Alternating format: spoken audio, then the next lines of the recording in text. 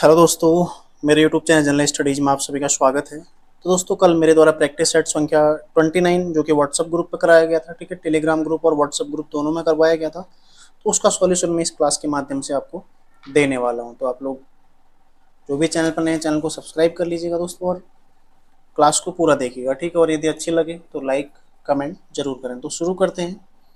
प्रश्न संख्या 1 है, अधिकांश भारतीय भाषाओं का विकास हुआ है, किस लिपि से हुआ है? सही आंसर है ब्राह्मी लिपि से, ठीक है। जो अधिकांश भारतीय भाषाएं हैं उनका विकास किससे हुआ है?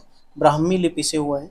अगला प्रश्न है, उड़ती चिड़िया पहचानना मुहावरे का अर्थ क्या है? ठीक है, उड़ती चिड़िया पहचानना, इस मुहावरे का अर्थ क्या है? भेद जानना, ठीक है। उड़ती चिड़िया पहचानना मतलब भेद जानना, ठीक है। अगला प्रश्न है, पाश्चात्य का विलोम शब्द है, ठीक है। पाश्चात्य का विलोम शब्द क्या है? सही आंसर हो जाएगा पौर्वात्य, ठीक है, पौर्वात्य। अगला प्रश्न है, निम्नांकित शब्दों में तत्सम शब्द का चयन कीजिए। देखो, छत, चंदा, घोटक, ठीक है, और घूंघट। तो इसमें सही तत्सम शब्द कौन सा है? घोटक है, ठीक है। तत्सम शब्द कौन सा हो जाएगा? घोटक। अगला है, देखो, प्रश्न संख्या 5 है, मैं पर से संबंधित कारक है। तो कौन सा कारक हो जाएगा? देखो, कर्ता ने कर्म को कर्ण से संप्रदान के लिए अपादान से अलग, जो से आता है वो अलग होने के संबंध में आता है, ठीक है। अधिकरण उसके पश्चात आता है कौन सा? मैं पर, ठीक है। किस में आता है? अधिकरण में आता है, ठीक है। मैं और पर किस में आता है? अधिकरण में आता है। अगला देखो, दिए गए शब्दों में शुद्ध वर्तनी वाला शब्द है। तो शुद्ध वर्तनी वाला शब्द कौन सा है? अनुग्रहित, ठीक है। ये है अनुग्रहित, मतलब किसी चीज को अपने नियंत्रण में, मतलब अपने अधीन रखना, कब्जे में रखना, ठीक है, अनुग्रहित। अगला प्रश्न है, मानव शब्द से विशेषण बनेगा। तो मानव शब्द का विशेषण क्या होगा? सही आंसर हो जाएगा मानवीय, ठीक है। क्या बन जाएगा? मानवीय, ठीक है। सही आंसर क्या हो जाएगा? मानवीय।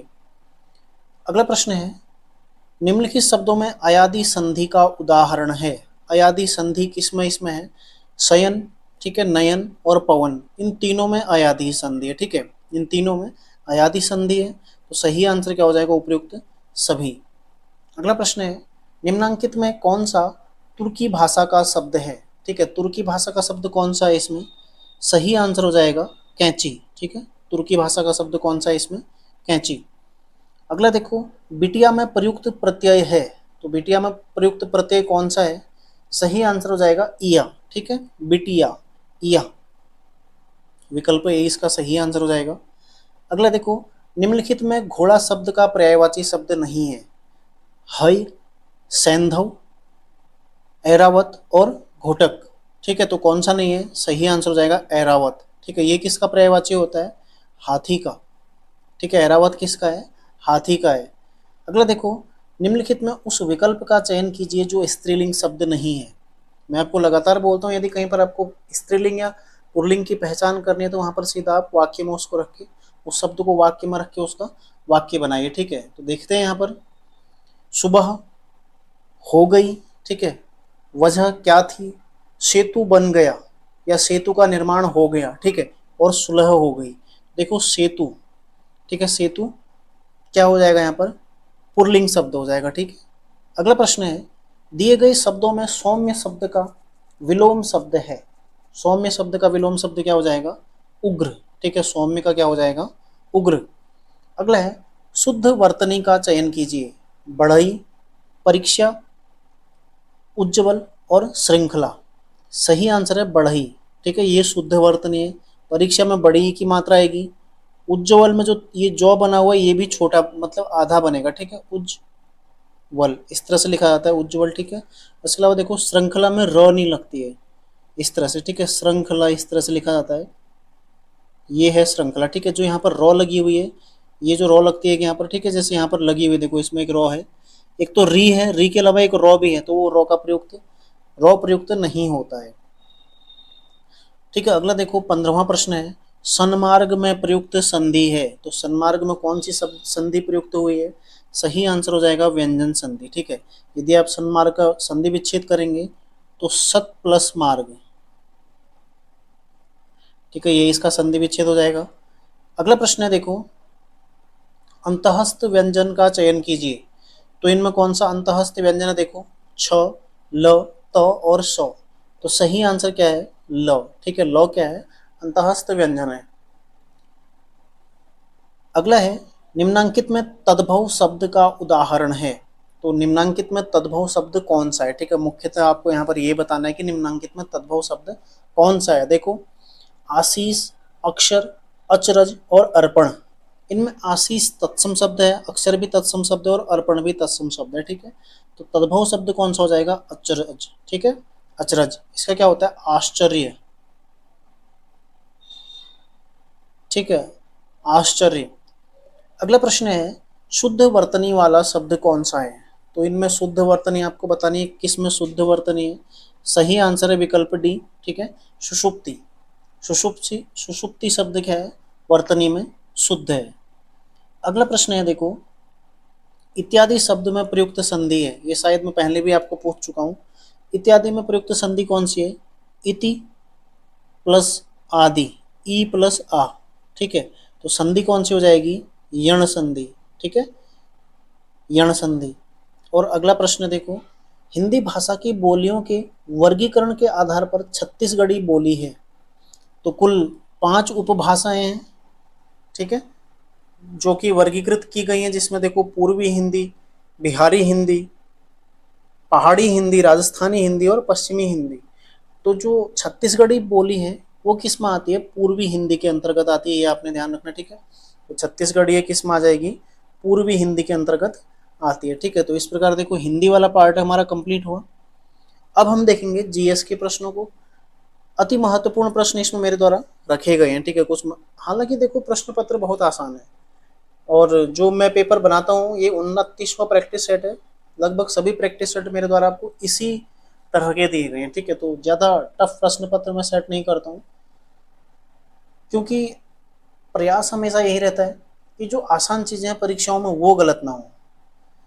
कई सारे अभ्यर्थी ऐसे होते हैं, कई सारे बच्चे ऐसे होते हैं जिनकी गलतियाँ, उनके जो टफ क्वेश्चन है वो सही रहते हैं लेकिन उनके जो आसान क्वेश्चन है ना वो गलत हो जाते हैं और उसकी वजह से वो लोग मेरिट पे बाहर हो जाते हैं। और सबसे जो तैयारी करने वाले हैं, जो काफ़ी समय से तैयारी कर रहे हैं, उनके साथ सबसे बड़ी प्रॉब्लम यही होती है कि वो आसान चीज़ें गलत करके आते हैं परीक्षाओं में। ठीक है, तो इसलिए प्रैक्टिस सेट मैं आसान इसलिए रखता हूँ ताकि आपकी जो आसान चीज़ें हैं उन पर पकड़ बनी रहे, क्योंकि जो टफ आएगा वो हर किसी के लिए टफ आएगा, किसी एक विशेष के लिए टफ नहीं आएगा। ठीक है, सबके लिए पेपर वैसा ही आएगा। तो शुरू करते हैं। देखो जीएस वाला पार्ट, प्रश्न संख्या 21 है। राष्ट्रगान को सर्वप्रथम किस वर्ष भारतीय राष्ट्रीय कांग्रेस के अधिवेशन में गाया गया था? ठीक है, तो किस वर्ष गाया गया था? सही आंसर है 1911। अधिवेशन कहाँ पर हुआ था? कलकत्ता में। ठीक है, कलकत्ता में इसका अधिवेशन हुआ था 1911 में, जब ये गाया गया था। अगला प्रश्न है देखो भारतीय संविधान का वह अनुच्छेद जिसके द्वारा अस्पृश्यता की प्रथा समाप्त की गई है। तो भारतीय संविधान के किस अनुच्छेद द्वारा अस्पृश्यता की प्रथा समाप्त की गई है? अनुच्छेद 17। ठीक है, ध्यान रखिएगा, अनुच्छेद 17। अगला प्रश्न है विश्व के जलमंडल का सबसे बड़ा भाग है। मतलब सिंपल आपसे जो प्रश्न पूछा गया है, विश्व का सबसे बड़ा महासागर कौन सा है? ठीक है, चूंकि चारों ऑप्शन महासागर के हैं इसलिए आपसे केवल महासागर ही यहाँ पर पूछा गया है, तो सही आंसर क्या हो जाएगा? प्रशांत महासागर। ठीक है, अगला प्रश्न है वह काल जिसे स्थापत्य कला की दृष्टि से सर्वाधिक समृद्ध काल माना जाता है। तो उत्तराखंड का ये प्रश्न है।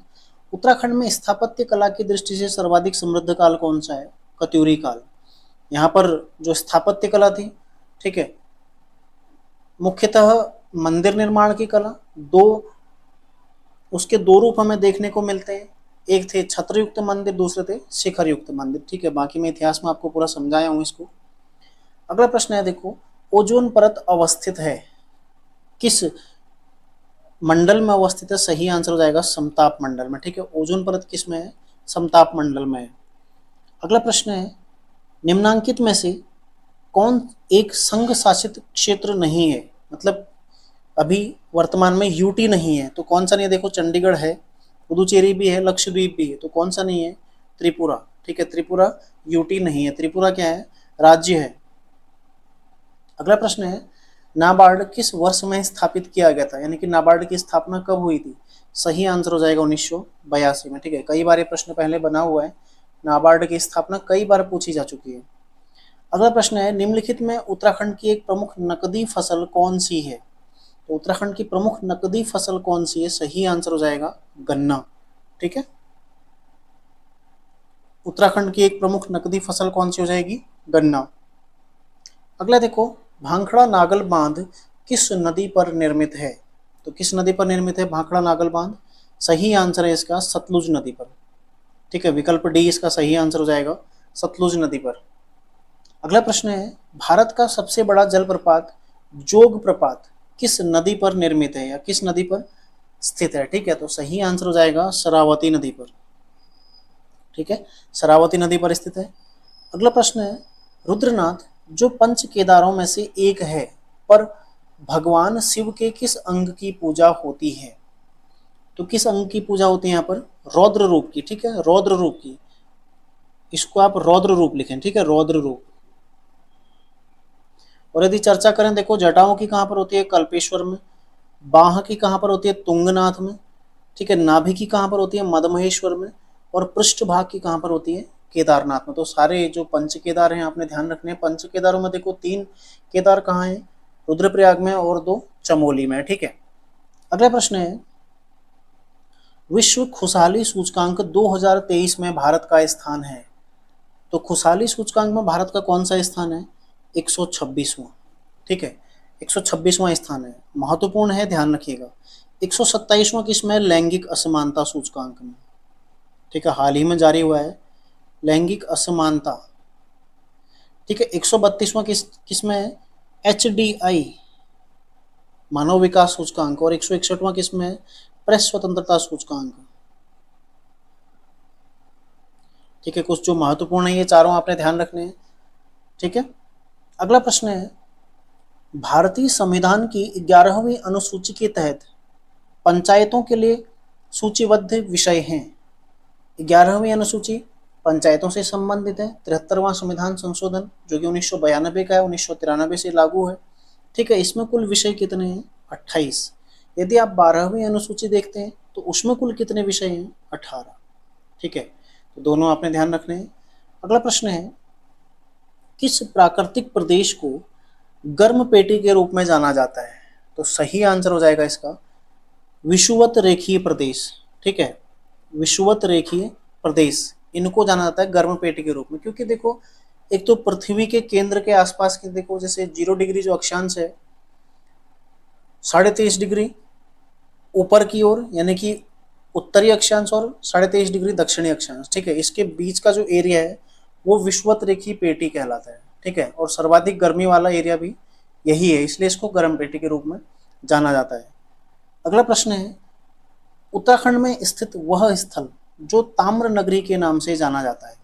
सही आंसर हो जाएगा अल्मोड़ा। ठीक है, अल्मोड़ा को आलम नगर या फिर ताम्र नगरी या फिर पीतल नगरी, ठीक है, ये सब किसके नाम है? अल्मोड़ा के नाम है। ठीक है, राम क्षेत्र भी इसको कहा जाता है। अगला प्रश्न है, गढ़वाल एंशिएंट एंड मॉडर्न किसके द्वारा रचित है? सही आंसर हो जाएगा पातीराम। ठीक है, पातीराम के द्वारा रचित है और पहले कई सारे प्रश्न पत्रों में ये किताब पूछी गई है। अगला है, चंडी प्रसाद भट्ट को किस वर्ष पद्म भूषण सम्मान से सम्मानित किया गया था? तो सही आंसर हो जाएगा 2005। ठीक है, चंडी प्रसाद भट्ट 2005 में पद्म भूषण सम्मान से सम्मानित किया गया था।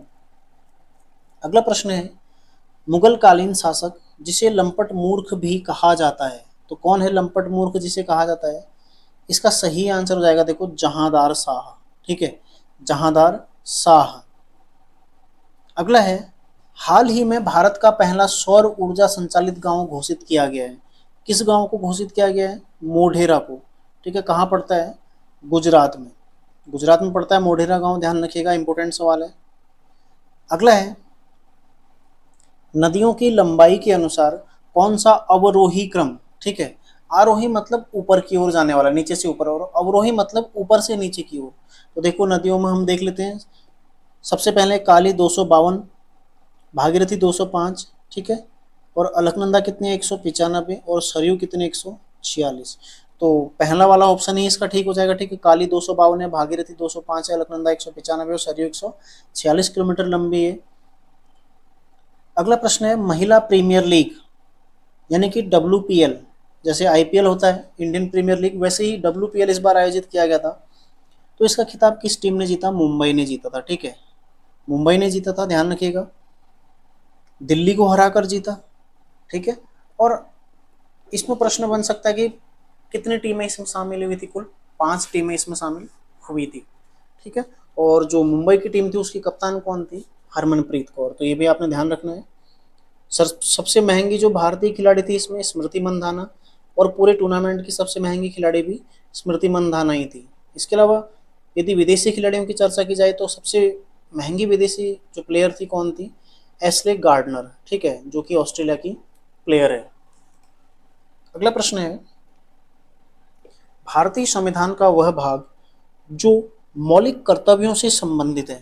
मौलिक कर्तव्य आप सभी जानते हैं, आर्टिकल 51 ए या 51 क। ठीक है, इसमें मौलिक कर्तव्यों का समावेश किया गया है। तो ये भाग कौन सा है? भाग 4A। ठीक है, भाग 4 में नीति निर्देशक तत्व हैं और भाग 4A में मौलिक कर्तव्य दिए गए हैं। अगला प्रश्न है, देखो, गंधमर्दन पहाड़ी को भारत का जैव विविधता विरासत स्थल घोषित किया गया है। यह किस राज्य में स्थित है? सही आंसर हो जाएगा इसका ओडिशा में। ठीक है, कहां पर स्थित है? ओडिशा में स्थित है। ठीक है, ध्यान रखिएगा। अगला प्रश्न है, ऑस्ट्रेलिया के घास स्थल को दिया गया भौगोलिक नाम है। ऑस्ट्रेलिया में जो घास स्थल होते हैं उनको क्या कहा जाता है? डाउन्स। ठीक है, सही आंसर क्या हो जाएगा? डाउन्स। अगला है, देखो, निम्नलिखित में कौन उत्तराखंड से संबंधित नहीं है? तो यहाँ पर जनजातियां दी गई हैं, कौन नहीं है? देखो, किरात उत्तराखंड से संबंधित हैं, खसबी हैं, जाड़ भी हैं। कौन नहीं है? संथाल। ठीक है, संथाल नहीं है, जो कि संथाल कहाँ पाए जाते हैं? मुख्यतः उड़ीसा, झारखंड, पश्चिम बंगाल, इस एरिया में पाए जाते हैं। ठीक है, तो उत्तराखंड से संबंधित नहीं है। अगला प्रश्न है, राज्यसभा के सदस्यों का कार्यकाल डैश होता है? कितने वर्ष का? 6 वर्ष का। ठीक है, राज्यसभा के सदस्यों का कार्यकाल 6 वर्ष का होता है।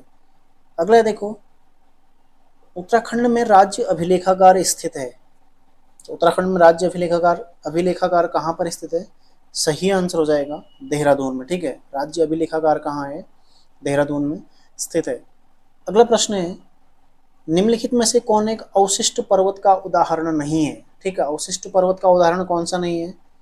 नीलगिरी है, सतपुड़ा है, अरावली है। तो कौन नहीं है? हिमालय। हिमालय क्या है? एक नवीन पर्वत है। ठीक है, नवीन पर्वत है, मतलब अभी जो निर्मित हो ही रहा है। और उसके अलावा इसको क्या बोलते हैं? पर्वतों की श्रेणी में कौन सा जाएगा? ये फोल्ड माउंटेन, यानी कि वलित पर्वत। ठीक है, वलित पर्वत। ठीक है, तो ध्यान रखिएगा, हिमालय क्या है? सबसे नवीनतम पर्वत है, तो इसलिए अवशिष्ट पर्वत का उदाहरण नहीं है। अगला है, आर्थिक स्वतंत्रता सूचकांक 2023 किसके द्वारा जारी किया गया? तो आर्थिक स्वतंत्रता सूचकांक 2023 किसके द्वारा जारी किया गया? सही आंसर हो जाएगा द हेरिटेज फाउंडेशन। ठीक है, तो कई सारे बच्चे इसमें आर्थिक मंच कर देंगे, उसने नहीं जारी किया। ठीक है, जारी किसने किया है?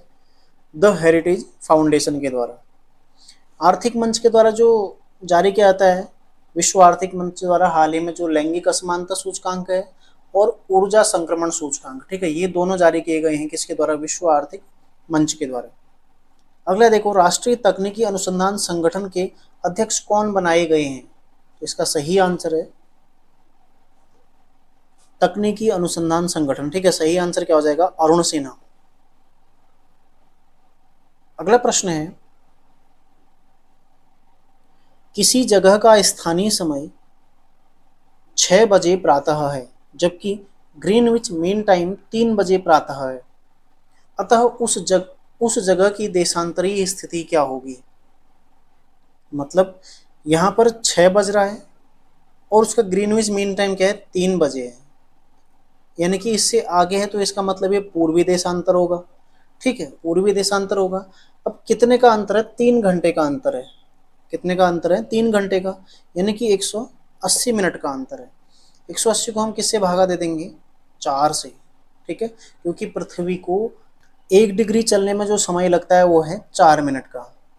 ठीक है, तो कुल 3 घंटे आगे का हमें देखना है, 180 मिनट का हमें देखना है, तो 180 को हम 4 से भाग करते हैं। देखो 4 चौको 16 बचा 2। ठीक है, आ गया, जीरो उतरा, ठीक है, तो 4 पंचे 20 यानी कि 45 डिग्री। कहाँ पर हो जाएगा? पूर्वी देशांतर, 45 डिग्री पूर्वी देशांतर, ठीक है। अगला प्रश्न है, वीर चंद्र सिंह गढ़वाली स्वरोजगार योजना संबंधित है, किससे संबंधित है? पर्यटन से संबंधित है। एवरग्रीन एवरग्रीन क्वेश्चन है उत्तराखंड का, कई बार ये प्रश्न बन चुका है परीक्षाओं में। अगला प्रश्न है, किस झील से लक्ष्मण गंगा का उद्गम होता है? तो लक्ष्मण गंगा जो कि अलकनंदा की सहायक नदी है, ठीक है, किस झील से निकलती है? सही आंसर हो जाएगा लोकपाल झील, चमोली में पड़ती है लोकपाल झील, ठीक है, यहाँ से निकलती है लक्ष्मण गंगा। अगला प्रश्न है, निम्नलिखित में ऑपरेटिंग सिस्टम का उदाहरण नहीं है, तो कौन सा इसमें ऑपरेटिंग सिस्टम नहीं है? एमएस डॉस भी है, यूनिक्स भी है, उबंटू भी है, कौन सा नहीं है? कंपाइलर नहीं है, ठीक है। सही आंसर क्या हो जाएगा? विकल्प डी। अगला है देखो, विश्व के शीत मरुस्थलों को अन्य किस नाम से जाना जाता है? शीत मरुस्थल, ठीक है, इन्हें किस नाम से जाना जाता है? टुंड्रा के नाम से, ठीक है, ध्यान रखिएगा। प्रश्न संख्या 55 का आंसर क्या हो जाएगा? विकल्प बी। अगला है, किसे दूसरा लता दीनानाथ मंगेशकर अवार्ड दिया गया है? तो सही आंसर है आशा भोसले, ठीक है, इन्हें 2023 में ये अवार्ड प्रदान किया गया और 2022 में पहला किसको दिया गया था? नरेंद्र मोदी को, ठीक है, लता दीनानाथ मंगेशकर अवार्ड। यदि आप उत्तराखंड पुलिस का प्रश्न पत्र देखते हैं तो वहां पर आपको ये प्रश्न पूछा गया है। अगला प्रश्न है, निम्नांकित में से कौन सा द्वीप भारत एवं श्रीलंका के मध्य स्थित है? ठीक है, भारत एवं श्रीलंका के मध्य कौन सा है? यहाँ पर देखो, रामेश्वरम द्वीप, ठीक है। आप जब भारत का दक्षिणी छोर देखते हैं इस तरह से, ठीक है, ये हल्का सा यहाँ पर कुछ पंक्ति सी दिखती है और ये श्रीलंका से जुड़ा हुआ है इस तरह से, ठीक है। तो ये जो एरिया है यहाँ पर, ये वाला एरिया कौन सा है? रामेश्वरम। अगला प्रश्न है, कौन सा पर्वत उत्तराखंड में स्थित नहीं है? तो इन पर्वतों में कौन सा पर्वत उत्तराखंड में स्थित नहीं है? देखो, कामेत है, बंदरपूंछ भी है, दूनागिरी भी है, कौन सा नहीं है? नंगा पर्वत नहीं है, ठीक है। अगला प्रश्न है, जनपद जिसमें अलकनंदा नदी का प्रवाह क्षेत्र स्थित नहीं है, मतलब पूछा ये गया है आपसे कि किस जिले में अलकनंदा नदी नहीं बहती है, ठीक है। पौड़ी में बहती है, पौड़ी के जो कुछ प्रमुख स्थल हैं उनमें श्रीनगर और धारी देवी, ठीक है, ये सब किस में आते हैं? अलकनंदा नदी के किनारे आते हैं। टिहरी में भी बहती है क्योंकि मलेथा जो है, कीर्ति नगर है, सब इसी के किनारे स्थित है, ठीक है। देवप्रयाग में आके संगम बनता है तो देवप्रयाग का भी कुछ हिस्सा अलकनंदा नदी के किनारे स्थित है। चमोली में तो है ही, क्योंकि चमोली में ही देखो, कर्णप्रयाग, नंदप्रयाग, विष्णुप्रयाग, बद्रीनाथ सब चमोली में स्थित हैं, जोशीमठ, ठीक है, गोविंद घाट प्रॉपर जो चमोली है, गौचर, सब अलकनंदा नदी के ही तट पर स्थित हैं। लेकिन उत्तरकाशी में अलकनंदा नदी नहीं बहती है, ठीक है, तो सही आंसर क्या हो जाएगा? उत्तरकाशी। अगला है, कालीबंगा स्थित है। कालीबंगा क्या है? एक हड़प्पाई स्थल है जो कि राजस्थान में स्थित है, ठीक है, ध्यान रखिएगा कहाँ पर स्थित है? राजस्थान में। अगला प्रश्न है, उत्तराखंड राज्य में स्थानीय उत्पादों के विक्रय का प्रमुख माध्यम है, मतलब जो लोकल चीज़ें होती हैं, लोकल उत्पादित होती हैं, उनको विक्रय करने का या बेचने का सबसे उचित माध्यम कौन सा है? सही आंसर है स्थानीय मेले, ठीक है, क्योंकि स्थानीय मेले यहाँ पर बहुत मात्रा में, ठीक है, बहुत ज़्यादा, हर जगह किसी न किसी दिन हर जगह कोई न कोई मेला लगा हुआ रहता है, ठीक है, तो इसलिए उत्तराखंड में सबसे बड़ा जो माध्यम है स्थानीय उत्पादों को बेचने का, वो क्या है? स्थानीय मेले हैं। अगला प्रश्न है, वर्ष जब पानीपत की पहली लड़ाई लड़ी गई थी, तो सही आंसर हो जाएगा 1526 में। किस किस के मध्य थी? बाबर और इब्राहिम लोदी, ठीक है, बाबर और इब्राहिम लोदी। तो जीता कौन इसमें? बाबर जीता, और भारत में मुगल वंश की स्थापना उसके पश्चात उसी ने की थी, ठीक है। पानीपत की दूसरी लड़ाई 1556 में हुई थी, ये भी आप ध्यान रखना, और पानीपत की तीसरी लड़ाई कब हुई थी? 1761 में, ठीक है। अगला सवाल है, पंवार शासक जिसके द्वारा टिहरी में अंग्रेजी शिक्षा, कई बार ये प्रश्न बन चुका है, स्वयं मैं भी इसको 2 से 3 बार पूछ चुका हूँ, ठीक है, तो सही आंसर क्या है? प्रताप शाह। तो ध्यान रखिएगा, पंवार शासक जिसके द्वारा टिहरी में अंग्रेजी शिक्षा की शुरुआत की गई थी, किसने की थी? प्रताप शाह ने।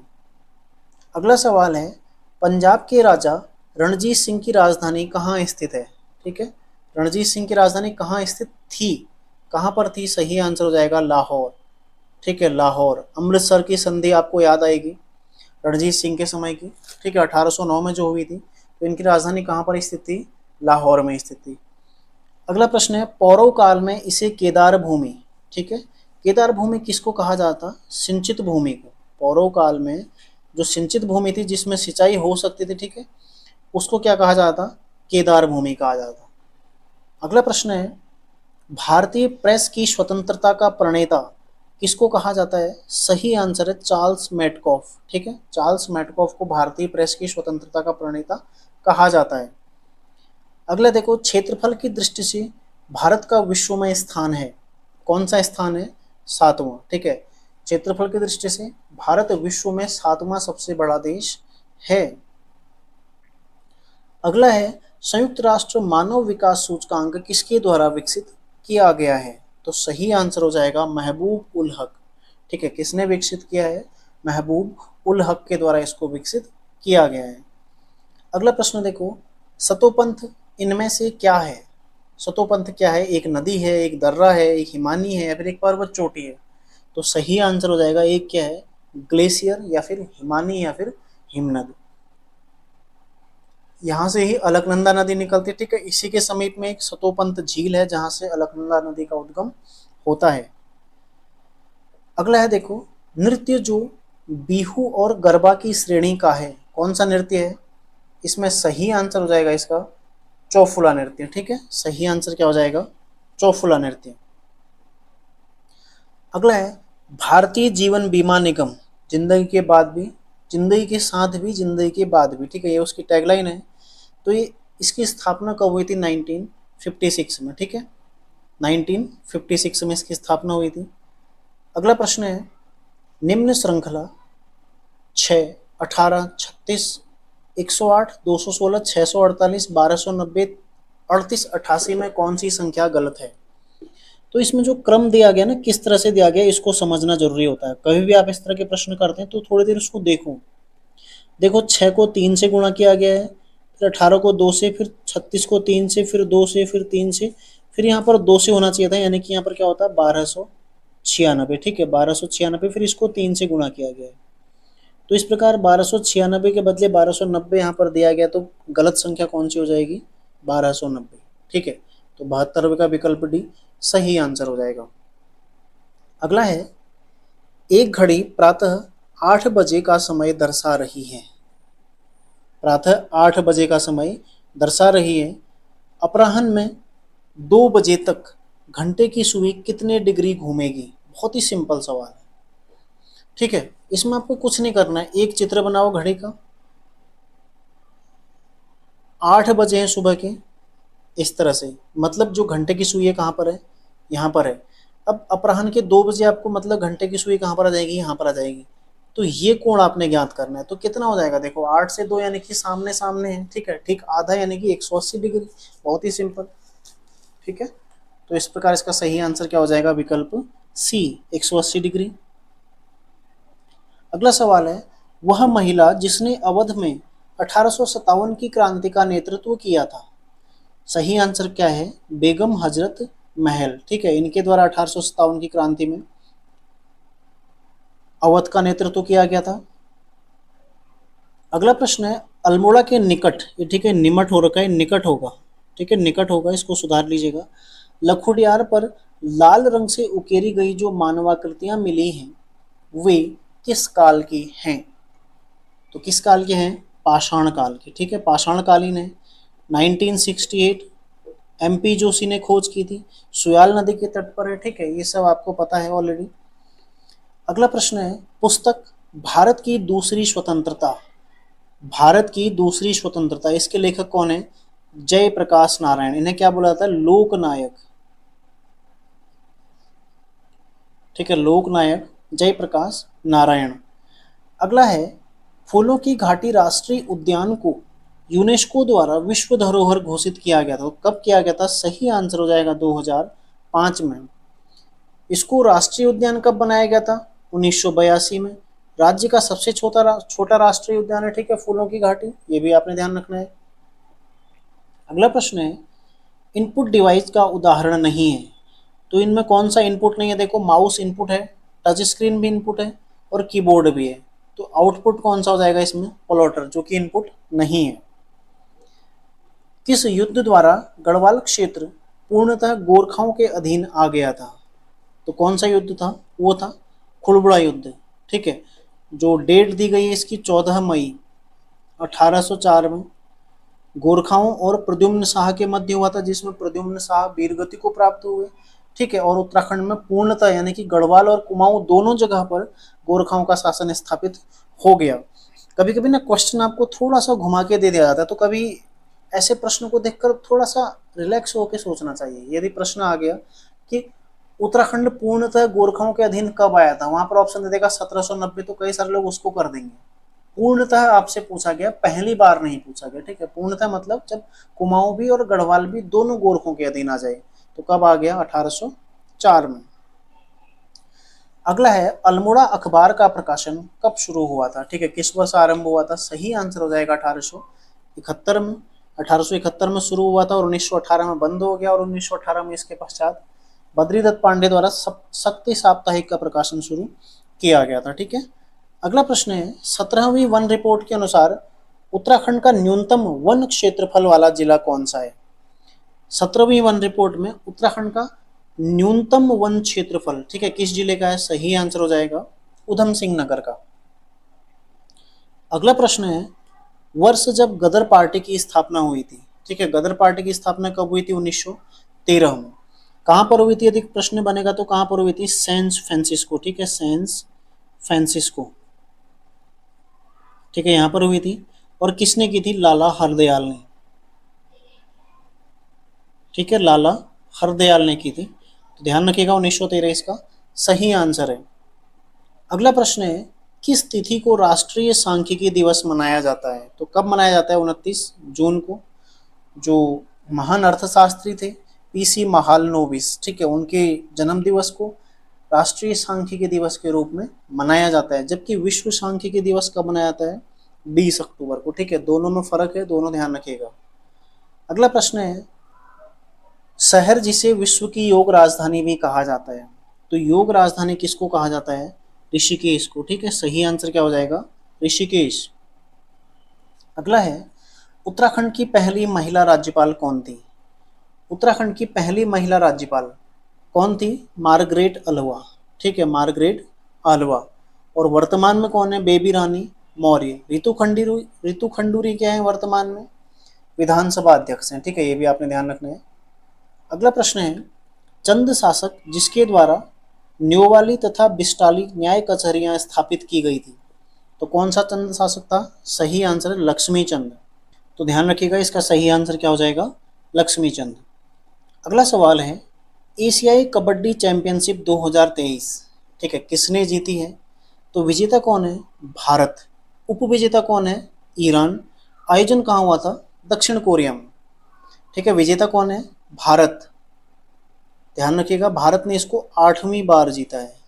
ठीक है, 8वीं बार भारत इसको जीता है, जो कि 9वें नंबर की थी, और 8 बार इसको भारत ही जीता अभी तक का। ठीक है, अगला देखो, गीता रहस्य किसकी पुस्तक है? गीता रहस्य, गीता रहस्य बाल गंगाधर तिलक की। ठीक है, जो कि इन्होंने जेल प्रवास के दौरान लिखी थी। अगला प्रश्न है, किसी वर्ष में यदि 25 मई को रविवार का दिन है, तो उसी वर्ष में 25 दिसंबर को सप्ताह का कौन सा दिन होगा? ठीक है, ये आपको निकालना है। तो देखो, 25 मई को रविवार का दिन है, यानी कि मई के पश्चात मई में कुल 6 दिन शेष रहे। ठीक है, जून के 30 हो गए, जुलाई 31, फिर अगस्त के 31, फिर सितंबर के 30, अक्टूबर के 31, नवंबर के 30 प्लस दिसंबर के 25। ठीक है, तो इस तरह से आप इनको जोड़ लेंगे, तो देखो 30, 60, 90, ठीक है, 93 मतलब 183, 189, 94, और ये टोटल कितने हो गए? 214 दिन। ठीक है, 214 दिन हो गए।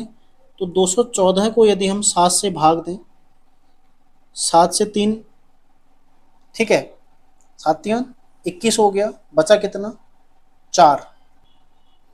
ठीक है, तो 30 बार इसमें पूरा पूरा भाग चला जाएगा और 4 शेष इसमें रह जाएगा। ठीक है, 4 शेष रह जाएगा, यानी कि रविवार का दिन था तो उसमें हम 4 आगे के दिन और देखेंगे। देखो सोमवार, मंगलवार, बुधवार और बृहस्पतिवार, क्योंकि 4 अतिरिक्त दिन है हमारे पास, ठीक है। तो 4 अतिरिक्त दिन को हम किस तरह से दर्शाएंगे, देखो सोम, मंगल, बुध और बृहस्पति। तो सही आंसर क्या हो जाएगा इसका, गुरुवार, ठीक है। ऑप्शन देखते हैं, गुरुवार है बिल्कुल। विकल्प ए इसका क्या हो जाएगा, सही आंसर हो जाएगा। अगला प्रश्न है, केंद्र सरकार द्वारा शुरू किए गए नंदी पोर्टल का संबंध है किससे है, पशु चिकित्सा और टीकाकरण से, ठीक है। इंपॉर्टेंट सवाल है। अगला है, किस धार्मिक ग्रंथ में उत्तराखंड को मनीषियों की भूमि कहकर संबोधित किया गया है। तो किस धार्मिक ग्रंथ में कहा गया उत्तराखंड को मनीषियों की भूमि, सही आंसर हो जाएगा इसका ऋग्वेद में, ठीक है। किस में कहा गया है, ऋग्वेद में। यदि प्रश्न बनेगा किस ग्रंथ में उत्तराखंड का सर्वप्रथम उल्लेख मिलता है, तो किस में मिलता है, वो भी ऋग्वेद में, ठीक है। अगला सवाल है, निम्नलिखित में उस विकल्प को चुनिए जो अन्य 3 विकल्पों से किसी कारण से भिन्न है। देखो 71, 17, 11, 5, कोई भी इसमें संख्या क्या है, विभाज्य संख्या नहीं है, मतलब जिसमें भाग चला जाए ऐसी संख्या नहीं है। इसमें भी नहीं है, इसमें भी नहीं है, लेकिन इसमें एक संख्या है 15, ठीक है, जिसमें 5 और 3 से भाग जा सकता है। तो ठीक है, तो इसलिए कौन सी संख्या, विकल्प सी ऑप्शन क्या है, अन्य तीनों से भिन्न है। सुमेलित कीजिए, इसमें स्थापना के आधार पर आपको सुमेलित करना है। देखो रामगंगा राष्ट्रीय उद्यान हो जाएगा 1936 में, फूलों की घाटी 1982 में, गंगोत्री 1989 में और राजाजी राष्ट्रीय उद्यान 1983 में। इस प्रकार देखो इसका सही आंसर क्या हो जाएगा, 4, 3, 2, 1। अब विकल्प देखते हैं 4, 3, 2, 1 वाला कौन सा है।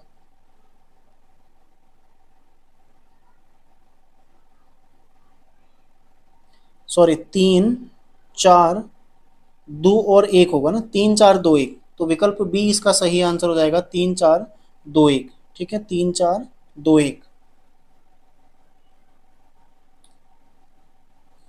क्योंकि रामगंगा राष्ट्रीय उद्यान 1936 बिल्कुल सही था, ठीक है, ये भी सही था, इस तरह से था, ठीक है। तो सबसे पहले 3, फिर 4, तब 2, 1, 3, 4, 2, 1 करके इसका क्रम बन रहा था। अगला प्रश्न है, यदि किसी संख्या का 20% 120 है तो उसी संख्या का 120% क्या होगा, ठीक है। तो उस संख्या का 120% क्या हो जाएगा, देखो 20% क्या है, 120 है, तो 120% के लिए इसको 6 बार आपको गुणा करना पड़ेगा, ठीक है। तो 120 गुणा 6 कितना हो जाएगा, 720। तो सिंपल है। अगला सवाल है, निम्नलिखित में पेशावर कांड से संबंधित व्यक्तित्व हैं, कौन है, सही आंसर हो जाएगा चंद्र सिंह गढ़वाली, ठीक है। पेशावर कांड से संबंधित व्यक्ति कौन है, चंद्र सिंह गढ़वाली हैं। अगला देखो प्रश्न संख्या 96 है, निम्नांकित व्यंजक में स्टार के स्थान पर गणितीय चिन्हों को सही क्रम में छांटकर इस प्रकार लिखिए कि परिणामी व्यंजक सत्य हो, ठीक है। 16 स्टार 2 स्टार 24 स्टार 3 और स्टार 6। तो इसको आपको हल करना पड़ेगा, ठीक है। यहाँ पर विकल्प डी मेरे द्वारा इसका सही आंसर दिया गया है, लेकिन विकल्प डी में थोड़ा सा त्रुटि है, ठीक है। ये माइनस, इस तरह से इसको होना चाहिए था, माइनस माइनस भागा तब इक्वल टू, ठीक है। तो इसको आप लोग सुधार लीजिएगा, इस तरह से बनेगा, पहले माइनस फिर भाग और फिर बराबर, ठीक है। तो ये विकल्प डी रहेगा। अब हम इसमें रख के इसको देखते हैं, 16 - 2 - 24 बराबर, सॉरी भागा 3 बराबर 6, ठीक है। तो सबसे पहले देखो 16 - 2 ऐसे ही रहेगा, माइनस ये आ जाएगा 8, 8 बार भाग चला गया बराबर 6, ठीक है। देखो 16 माइनस माइनस और माइनस है तो ये दोनों प्लस हो जाएंगे, 8 और 2 10 बराबर 6। तो 16 में से 10 गया, कितना बचेगा, 6, ठीक है। तो 6 बराबर 6। तो इस प्रकार इसका विकल्प डी सही हो जाएगा, लेकिन आपने इस समीकरण को सुधार लेना है, माइनस माइनस भागा और प्लस, ठीक है। इस तरह से ये पुराना आयोग ने प्रश्न ये पूछ रखा है पहले, लोक सेवा आयोग के द्वारा। अगला प्रश्न है, निम्न में से कौन सही आरोही क्रम है। तो कौन सा आरोही क्रम सही है, आरोही मतलब चढ़ने वाला, यानी कि सबसे छोटा और फिर उसके बड़ा फिर उससे बड़ा, ठीक है। तो सबसे जो त्रिस्तरीय पंचायती व्यवस्था है इसमें सबसे छोटा कौन सा है, ग्राम पंचायत, फिर आता है क्षेत्र पंचायत और फिर आता है जिला पंचायत, ठीक है। इस प्रकार विकल्प सी इसका सही आंसर हो जाएगा। अगला प्रश्न है, किस शासक द्वारा सकलोत्तर पथनाथ की उपाधि धारण की गई थी। तो ये था हर्षवर्धन, ठीक है। उत्तर गुप्त काल में हर्षवर्धन एक महान शासक हुआ था, उसके द्वारा सकलोत्तर पथनाथ, ठीक है, यानी कि पूरे उत्तर भारत का नाथ, सकल उत्तर, ठीक है, किसने धारण की थी उपाधि? हर्षवर्धन ने। अगला देखो, एंडीज पर्वत श्रेणी निम्नलिखित में से किस महाद्वीप में स्थित है? तो एंडीज पर्वत श्रेणी कहाँ पर स्थित है? दक्षिण अमेरिका में। कहाँ पर है? दक्षिण अमेरिका में, ठीक है। और लास्ट प्रश्न है, वर्धा में सत्याग्रह आश्रम किसने स्थापित किया था? ठीक है, तो इसका सही आंसर है जमनालाल बजाज ने। तो पहले यूकेपीएससी ने प्रश्न पूछा है और उसके द्वारा जमनालाल बजाज ही इसका सही आंसर दिया गया, ठीक है। तो इस प्रकार ये 100 प्रश्न कंप्लीट होते हैं। तो उम्मीद है आप लोगों को क्लास अच्छा लगा होगा, ठीक है। तो इसको आप लोग देख लीजिएगा। साथ ही उत्तराखंड करंट अफेयर्स देखो मैं कंप्लीट आपको करा चुका हूँ, लेकिन नेशनल करंट अफेयर्स अभी 6 महीने का कराया जाना शेष है। साथ ही एक मैराथन क्लास कुछ चुनिंदा प्रश्नों के साथ में आपको उपलब्ध कराऊंगा, ठीक है। तो मिलते हैं नेक्स्ट क्लास में। तैयारी आप लोग करते रहिए। धन्यवाद।